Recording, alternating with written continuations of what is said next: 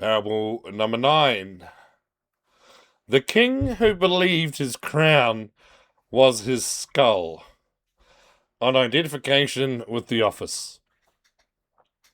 The king had worn his crown for so long that it had ceased to come off. When he had first been crowned at the age of 19, the crown had merely been a circle of cold gold, heavy but removable. He had taken it off at night. He had taken it off in his private rooms with his queen in the early years of the marriage before she died. He had taken it off when he had been ill, which had been rarely. In the mornings he had put it on with both hands and looked at himself in the mirror. And he had thought in those first years of how strange a thing was that a circle of gold could change so much. 40 years had passed. He had not, in those 40 years, kept careful track of when he stopped removing the crown at night. The queen had died in the 8th year. He had begun, after her death, to sleep with the crown on his pillow.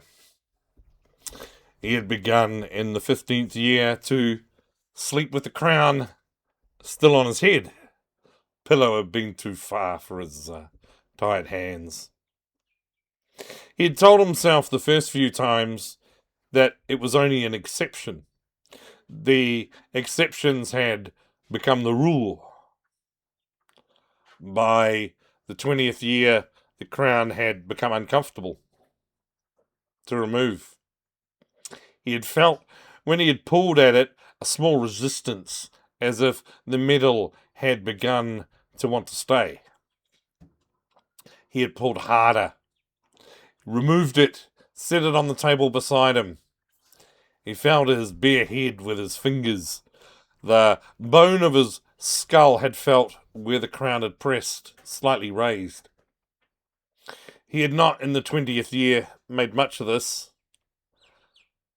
By the 30th year, the crown couldn't be removed without effort.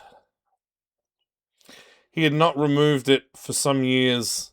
He had simply slept in it. He no longer remembered on most nights that he was wearing it. The crown had become, in his consciousness, simply the top of his head. By the 40th year, the crown had grown inside, into his head. The metal had pressed into the bone of his skull, and the bone had grown up around the metal, and the two had become one substance. He could feel with his fingers the seam where the crown met the skull. He could not pry the seam apart. He could not, even when he tried, identify with certainty which side of the seam was gold and which was bone. Now, his doctor, who had served him for 30 of those 40 years, offered in the king's 65th year to cut the crown free. The doctor brought a small fine saw. He brought a wedge. He brought a young assistant. He came into the king's chambers with an air of a man who has been preparing for many years to do an unpleasant thing. The king looked at the saw. He had aged. He was thinner than he had been at 19. The crown, which had been heavy on a young head, looked now too large on a thin one. It sat on him like a great weight on a small post. "If you cut the crown off," said the king, "I will lose my head." "You will not lose your head," said the doctor. "You will lose the crown. The crown will come away. The skull may bleed, but it will heal. The bone has only grown up around the metal. The bone has not become metal. You will have a bare head for the first time in 40 years. You will feel light. The Queen, were she still alive, would not recognize you, and that is not in this case a bad thing. Oh, they're the same, said the King. The doctor sighed. He had expected this answer. He had bought the saw anyway. He set down the saw. He sat with the King for an hour. Majesty, he said, I'll speak plainly, because I've served you for 30 years, and because no one else will. The crown is not your head. It was a circle of cold gold once. It became your head only because you wore it without setting it down. The setting down would have been the work. You did not do the work. You did not, in fact, in your 40 years, do any work that was not the work of being king. You did not, in your 40 years, have a friend. You didn't, in your 40 years, walk in the garden without a crown on. You did not, in your 40 years, hold a child of your own who was not announced before being brought in. You have lived inside the crown. The crown has not lived inside you. It has lived where you used to live. And the King wept. The doctor, who had not seen him weep since the death of the Queen 33 years before. I cannot, said the King. I know.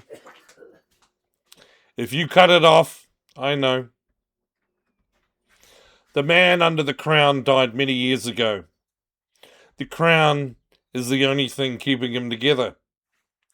If I cut it off, you will fall apart. That is, in some sense, what should happen.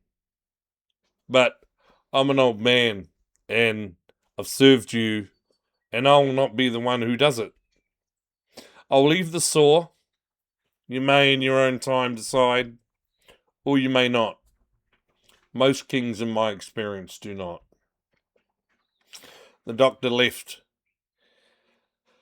The King kept the saw on the table beside his bed for the rest of his life. He looked at it every evening. He did not in the end use it. He died at 67 in his bed, with the crown still in his head. The doctor, that by then very old, came to confirm the death. He looked at the crown. He sighed. He spoke to his wife that night by the fire. He has already lost his head, said the doctor. He lost it in the 20th year when he stopped removing the crown at night. Crown was, after that, the only thing keeping him together. It held the bone in place. It held the man in place. We could have cut it off in any of the last 20 years, and he would have fallen apart, and we would have had a body without a king. He preferred to die as a king without a body. I do not exactly blame him. The office is a strong drink. He drank it for 40 years. There was no man left to liberate. It was only the office, with a name attached. The King was buried in the crown. The grave diggers could not separate them. They tried briefly.